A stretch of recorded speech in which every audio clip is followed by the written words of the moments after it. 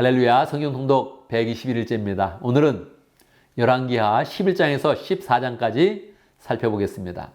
열왕기하 11장에서 14장까지는 유다 왕국에 두 번의 반란이 일어나고 또 왕이 피살되는 그런 일도 있고 격동의 시대가 기록되어져 있습니다. 우리는 이렇게 격동과 혼란의 시대를 보면서 우리가 어떻게 하면 더 평강하게 살아갈까 이렇게 묵상하면서 말씀을 읽으면 좋겠습니다. 열왕기하 11장에서는 유다 왕 아하시아가 갑자기 피살되면서 내용이 전개되고 있습니다. 그는 왜 죽게 되었을까요? 북이스라엘 왕 요람이 아프게 되었을 때 그런 문병 갔다가 북이스라엘에서 갑자기 피살이 된 것입니다. 예후에게 죽게 되었는데 이렇게 왕이 갑자기 다른 나라 가서 죽게 되었으니까 왕국은 얼마나 혼란합니까? 이렇게 혼란할 때는 빨리 왕을 세워야겠죠.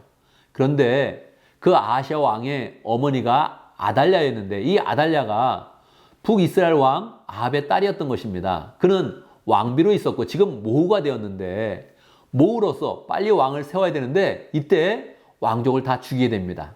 자기 아들들을 죽이고 손자들을 죽이면서 자기가 왕이 됩니다. 왜 그랬을까요? 그는 아합의 딸이었기 때문에 북이스라엘과 통일을 시키고 싶었던 것입니다. 그래서 왕족을 다 없애고 자기가 왕이 되어서 북이스라엘과 통일을 하려는 그런 시도를 하였던 것입니다. 그런데 유다의 그런 왕은 다윗의 후손으로서 메시아의 조상이 되는 것입니다. 구원의 역사 속에 너무 중요한 것인데 지금 아들들을 죽이고 손자를 다 죽였던 것입니다. 이때 하나님은 강력하게 역사하사 여호야다 제사장을 통하여서 다윗의 씨 하나를 남겼습니다. 요아스가 한 살이었는데 그 갓난아이를 잘 구출하여서 6년 동안 보존을 하고 보호하면서 길렀던 것입니다. 6년이 지나서 이제 요아스가 7살이 되었을 때 여호야다 제사장은 군사들을 동하여서 이 아달랴를 처형을 시켰습니다. 하나님의 그런 이름으로 심판을 했던 것이죠. 여호야다는 신실한 그런 제사장이어서 하나님을 잘 섬기는 그런 제사장이었기 때문에 아달랴를 처형시켰을 때 성경을 보면 모든 그런 백성들이 즐거워하고 나라는 평안하였다 그렇게 기록되어져 있습니다. 12장에 보면 7살에 왕이 되었던 요아스 왕의 통치가 기록되어져 있습니다. 그는 여호야다 제사장의 도움을 받는 그런 가운데 나라를 안정적으로 이끌었고 하나님을 잘 섬겼습니다. 그는 또 젊었을 때 성전을 수리하는 일을 아주 사람들을 재촉하여서 헌금을 모아서 성전을 잘 수리하고 하나님 앞에 좋은 그런 모습을 보였습니다. 그런데 여호야다 제사장이 죽게 되었을 때 그는 자기 뜻대로 자꾸 행하게 되었고 신앙을 잃게 되었습니다. 그때 17절에 보면 시리아 왕 하살이 쳐들어왔는데 다른 나라 쳐들어오면 어떻게 됩니까? 나라의 힘을 모아서 함께 하나님을 의지하고 군사를 모아서 싸우면 되겠죠. 그런데 그는 하나님을 의지하지 못하고 성전에 있던 많은 그런 보물들을 다 하살 왕에게 바치고 나서 뇌물을 주어서 전쟁을 마무리를 하였던 것입니다. 하나님 보기에 좋지 않았죠. 하나님 보기에 좋지 않으면 나쁜 일이 일어나는 것입니다. 신하들은 역모를 해서 요아스 왕을 죽이게 되었던 것입니다. 그 아들 아마샤가 왕이 되었습니다.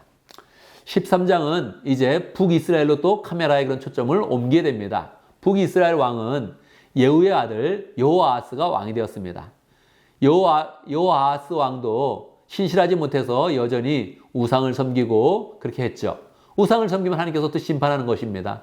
시리아 왕 하사엘을 통해서 심판했습니다. 이때 여호아하스는 빨리 회개하고 하나님께 열심히 기도를 했습니다. 그랬더니 하나님께서 그에게 구원의 은혜를 주셨고 나라를 또 안정시키게 했습니다. 그럼에도 불구하고 그는 여전히 아세라 목상을 섬기고 우상을 섬겼습니다. 그는 죽게 되었고요. 9절에 보면 이제 그의 아들 여호아스가 왕이 되었습니다. 그도 여전히 여로보암의 죄, 즉 금송아지를 섬기는 그런 죄를 그대로 범하고 있었습니다. 14절에 보면 특별한 그런 일이 기록되어져 있는데 엘리사 선지자가 죽게 되었던 것입니다. 왕에게 통지를 했더니 엘리사 선지자가 죽을 병에 걸렸습니다. 통지를 했더니 왕이 급하게 오게 되었습니다. 그는 그렇게 말합니다. 나의 아버지여 나의 아버지여 이스라엘의 마병이요 병거와 마병이요 그렇게 이야기를 합니다. 정말 엘리사는 나라를 많이 구했고 왕을 많이 도와줬던 것입니다. 그래서 나의 아버지 그렇게 부르면서 슬퍼했던 것이죠. 이때 엘리사는 죽기 전에 왕에게 이야기합니다. 동쪽 창문을 여시고 활을 들어서 쏘십시오. 그렇게 이야기했더니 활을 쏘았습니다. 그랬더니 동쪽에 있는 그런 활을 쏜 곳은 승리 화살입니다. 이제 동쪽 나라에게 승리할 것입니다. 이야기했습니다. 그리고 화살을 들라 그랬고 땅에 치라 그랬습니다. 3번을 쳤는데 엘리사는 책망을 했습니다. 왜 3번만 칩니까? 치라 그랬으면 10번도 치고 30번도 쳐야 되는데 친 만큼 당신은 승리할 것입니다. 이야기했습니다. 정말 엘리사의 말대로 여호아스 왕은 3번의 그런 전쟁에서 큰 승리를 거뒀고 더 이상 승리하지는 못했습니다. 14장에 보면 유다 왕 아마샤가 왕이 됐던 그런 일이 기록되어져 있습니다. 유다 왕 아마샤는 25살에 왕이 되어서 29년간 통치를 했습니다. 올바르기는 해왔는데 다윗만큼 되지는 못했고 요아스만큼은 되었다. 그런 이야기를 하고 있습니다. 그는 부왕을 죽였던 그런 신하들을 죽이고 나라를 안정시켰습니다. 그런데 갑자기 또 격동하는 마음이 생긴 것입니다.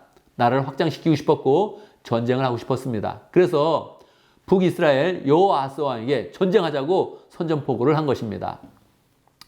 여호아스 왕은 전쟁하지 말아라 이렇게 한번 그렇게 나무라면서 이야기를 했는데도 불구하고 전쟁을 계속하려고 하니까 그 전쟁에서 크게 패하게 되었습니다.